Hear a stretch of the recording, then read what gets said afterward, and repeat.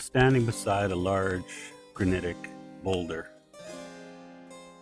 at the foot of a schoolyard in the Maryhill neighbourhood of Port Coquitlam, British Columbia.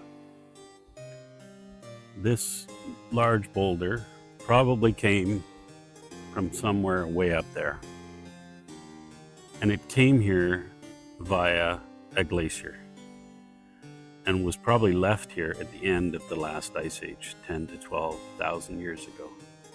In fact, where I'm standing right now, there are probably thousands of boulders like this beneath my feet, because Maryhill is actually a large glacial created rock pile left behind when the glaciers receded back up the valleys. Now, this probably has been moved when they constructed this schoolyard, and the construction crew at the time, there's actually two of them, there's another one over there. But they probably felt it would be a good idea just to kind of leave these things behind. Makes for an interesting place for children to climb on and potentially injure themselves. But in this video, we're going to take a look at a small subsection of southwestern British Columbia and look at evidence of the last ice age. We're going to look at two river valleys, the Pitt River Valley and the Coquitlam River Valley, and just look at some of the clues that lead us to know scientifically that this area was close to the southern extent of the Cordilleran ice sheet during the last ice age. But there's a little more to the story. After the ice retreated, things changed dramatically in this area.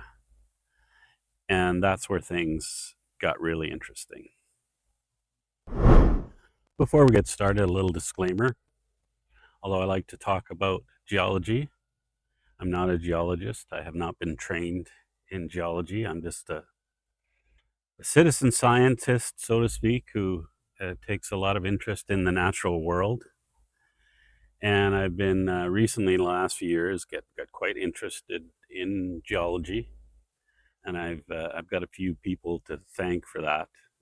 Folks like John Clague, Jerome Lesseman, Sean Wilsey, but most of all, my main man, Nick Zentner.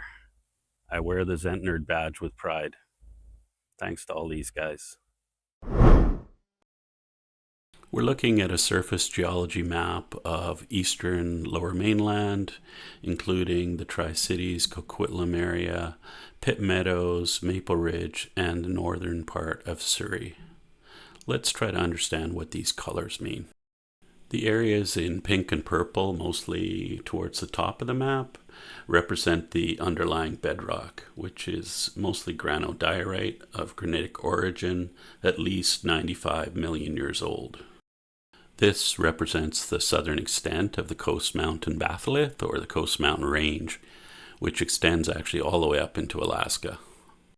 Now, keeping in mind that we're just talking about surface geology here, the areas in shades of blue and green represent ice age sediments, so deposits left here as a result of the last ice age. These deposits range in size from massive boulders, as we will soon see, down to fine-grained silt and clay. The area currently zoomed in represents Maryhill, where we started this video. Now, zooming back out, let's take a look at modern sediments. So what modern sediments refer to is sediments that were deposited after the end of the last ice age. So that would include mostly river deposits from the Fraser and Pitt rivers, as well as human-caused deposits like landfills. If you haven't guessed it yet, these deposits are the ones in shades of tan and brown, and of course are mostly in the lower lying areas. So let's zoom into the next area we're going to explore. This is the Westwood Plateau up above the Coquitlam River on the west side.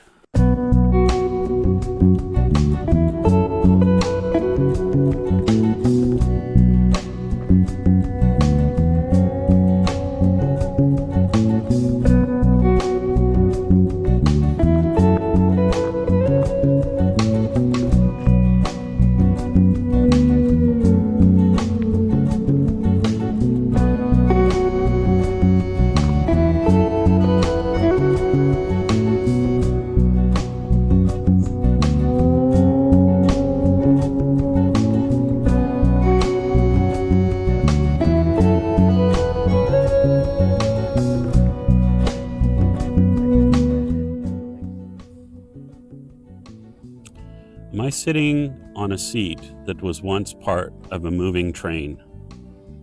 Between 10 to 100,000 years ago, this area was covered in ice, up to 1.5 kilometers, which is about another 1,000 meters above where I'm sitting right now on the side of this mountain. That train was the Cordilleran ice sheet, and the ice sheet extended as far south as past Seattle, Washington. We're just a little bit north of the Canadian border right here. And imagine that train 12,000 years ago had already plowed through this area and was starting to recede. And as it receded, it left behind a few passengers. Is this rock part of the bedrock, or is it pushed here by a glacier? There's arguments for both sides. One is we can see that the rock seems to kind of be disconnected from the bedrock there. But interesting how this is sort of joining together. My guess would be this was all part of one big rock that either got dropped or pushed here by the glaciers, and then subsequently fractured, creating 3 rocks from what was originally 1 rock. That's just a theory.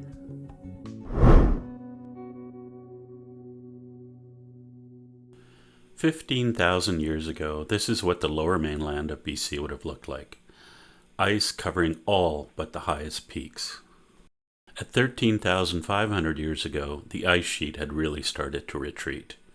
The ground, however, had been severely compressed underneath the weight of the massive ice sheets. And on top of that, the sea level was rising due to all the melting glaciers. This led to almost all of the lower mainland as we know it becoming part of the Pacific Ocean. 1,000 years after that, the land is starting to rebound, with the weight of the ice sheet now gone. But the river valleys as we know them today, like the Coquitlam and Pitt river valleys, would not have been river valleys at all. They would have been ocean fjords with glaciers at the end, calving icebergs into the water below. Now let's move to our next 2 locations. On the Coquitlam River, just below the Coquitlam Dam.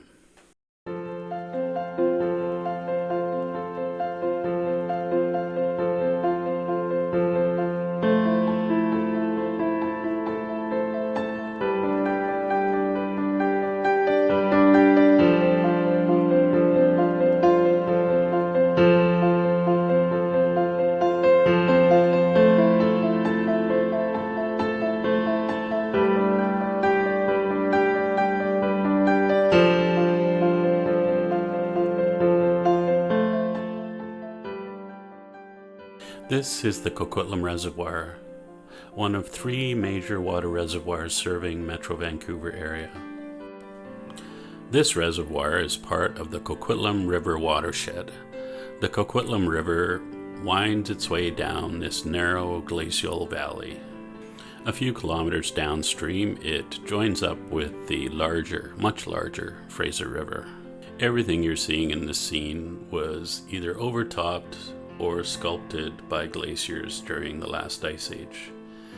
And the valley bottom is pretty much filled with all glacially deposited materials. Along the road up to the Coquitlam Dam, we have several quarry and or gravel operations. Here we get a really good perspective as to the height of some of these glacial deposits, which make up the valley bottom. The Coquitlam River slowly but surely cuts its way down through these glacial deposits.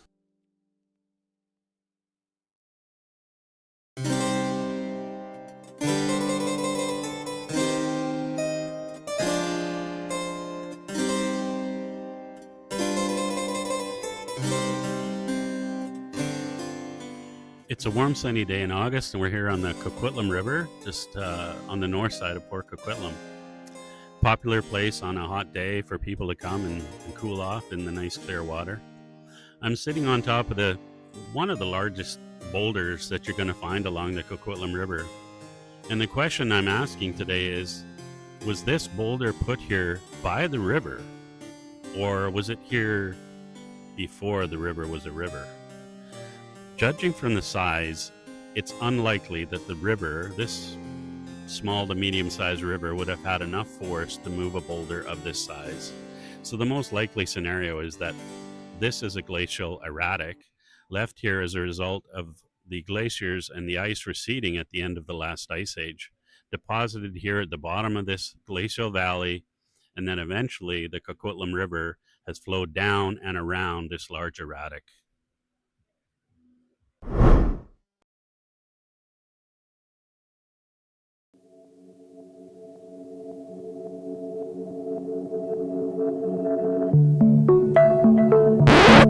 Whoa, wait a minute. This is really beautiful, but let's back it up for a second. Right about there. Wow, what a stunning shot. And this is a great place to talk about the Pitt River Valley and some amazing things that happened here. First, let's go back to our surface map and orient ourselves. We're now moving over to the Pitt polder. Polder, I believe, is a Dutch word meaning low flatland. The Dutch would know a thing or two about that. Looking north here, we see the south end of the Pitt Lake flowing through this amazing, beautiful U-shaped valley.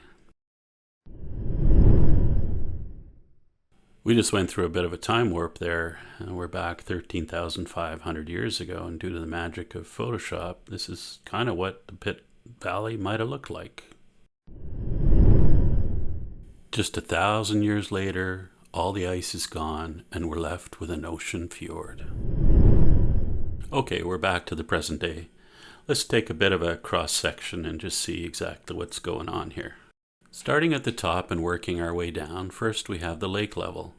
Even though this lake is tidal, the water contained within it is very much fresh water. Next, we have our modern sediments, most of which were deposited here in the last 10,000 years by the Fraser River.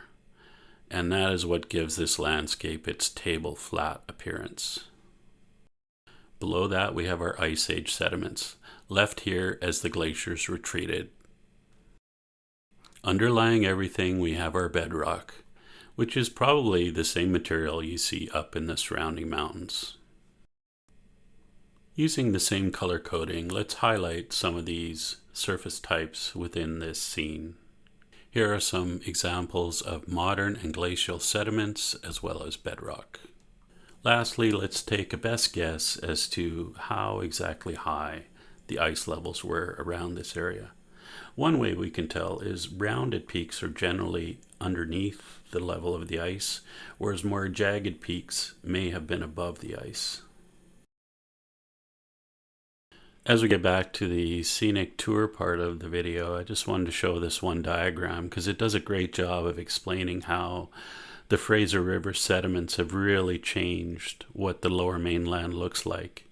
Starting 10,000 years ago at the end of the last ice age, the Fraser River roared into the lower mainland, carrying with it tons of silt and expanding that delta out into the Pacific.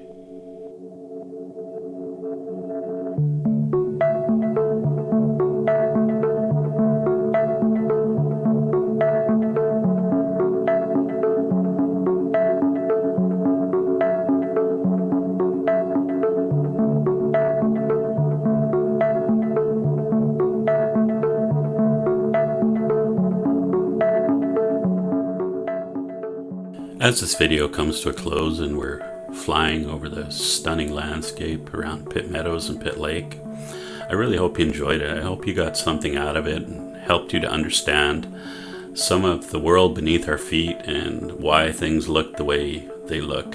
I'd really appreciate it if you could give this video a like if you got something useful out of it. Please leave some comments in the comments section below, or if you have any questions, I'll do my best to answer them. And I'd really appreciate it if you consider subscribing to my channel so that you can see new videos as they come out. Also want to give a special thanks to my friend Loris, the drone operator.